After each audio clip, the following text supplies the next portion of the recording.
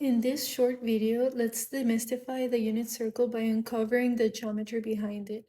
So for starters, we build our x and y axis, and since they are perfectly perpendicular to each other, we have four right angles, and we already know that right angles have a value of 90 degrees, and let's think in degrees for a moment to describe this numerically. If we start here at 0 degrees, to complete the first quarter of the circle, we rotate 90 degrees according to this right angle. So we can do this by adding the 90 degrees to our 0 degrees. Now we want to add another 90 degrees to our right angle, and we get 180 degrees, completing 2 quarters of the circle and a straight angle.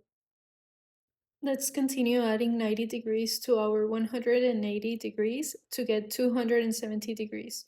We have reached 3 quarters of the circle, and to finalize it, we add 90 degrees to this 270 degrees and complete the circle at 360 degrees.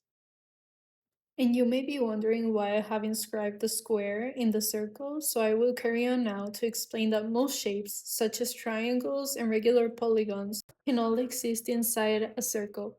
The circle in essence is whole and without edges, but polygons and triangles are finite and structured.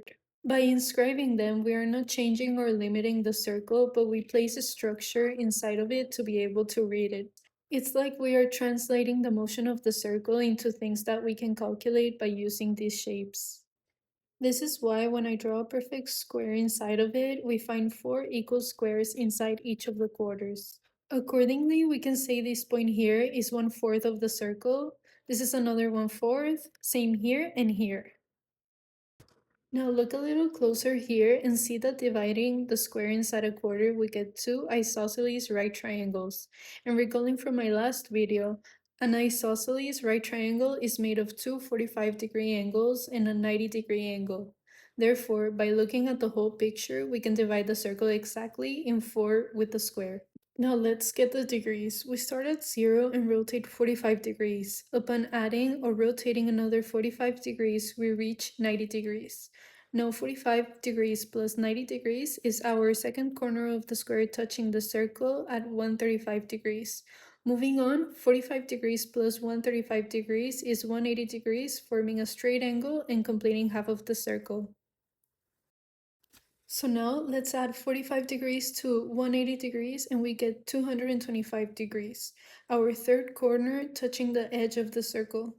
Moving on, we rotate another 45 degrees from the 225-degree angle and we get to the 270 degrees.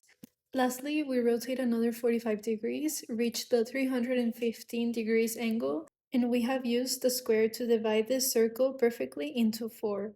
And to finalize the circle, we rotate another 45 degrees and complete the 360 degrees. To explore how other triangles can further divide the unit circle, stay tuned for my next video.